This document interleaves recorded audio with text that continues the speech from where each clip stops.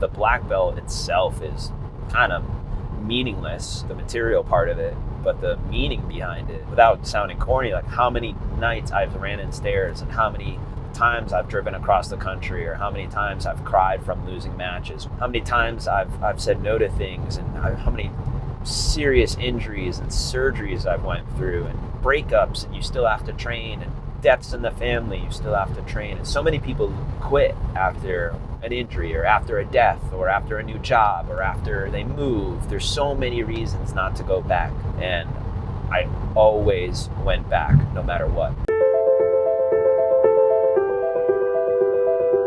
We are on our way to weigh-ins for one of my fighters, Logan Bond.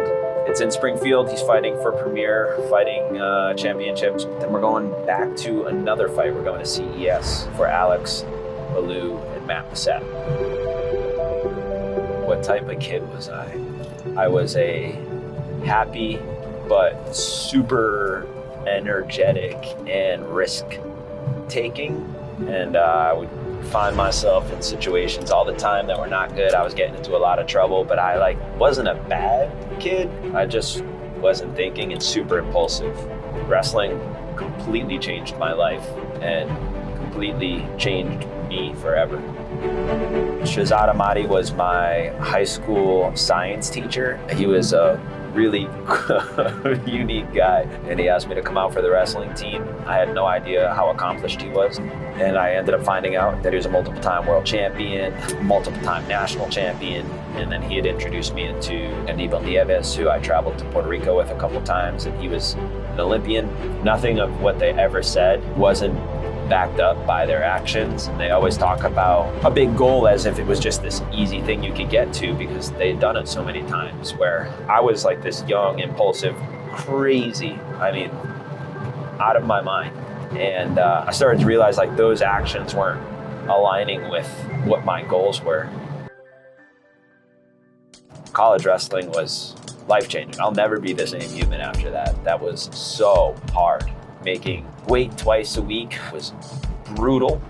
I was in grad school wrestling at 133, so I was waking up, getting an early morning workout in with either a coach or on my own. So 6 a.m. I'm up, and then following that, I'm in class. Need to maintain a 3.0 for my major, so I'm in class. Sometimes you're getting another workout in if you have a match that day. And if I don't have a match, I'm studying. And then you go back to class, and then you have a 2-hour practice where it's an absolute war in the room almost every day. Then you go to lunch, you measure your food, you go home, you weigh your food, and then you eat it. You work out again, you go back to the gym, work super hard, whether it's sub 6-minute miles, and then a circuit workout, and then you do it again 2 or 3 more times. Then you go home, you study, and you prep for your day, and then do it again. Me and my teammates were just crushing ourselves and learning about the darkest places of your mind sometimes. I'm pretty intense in competition. I expect stellar performances every time I step on the mat. It doesn't always happen. We're fallible, so we all make mistakes, but generally speaking, I'm a really fierce and intense competitor.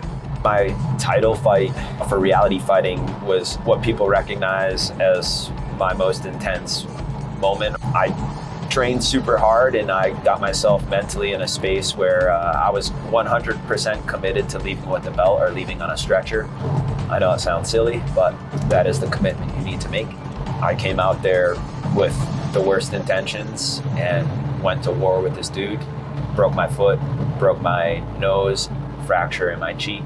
The cheek happened in the first round, and I finished him in the third. I just wouldn't stop walking forward. I don't even know how to describe it. I'm feeling it right now.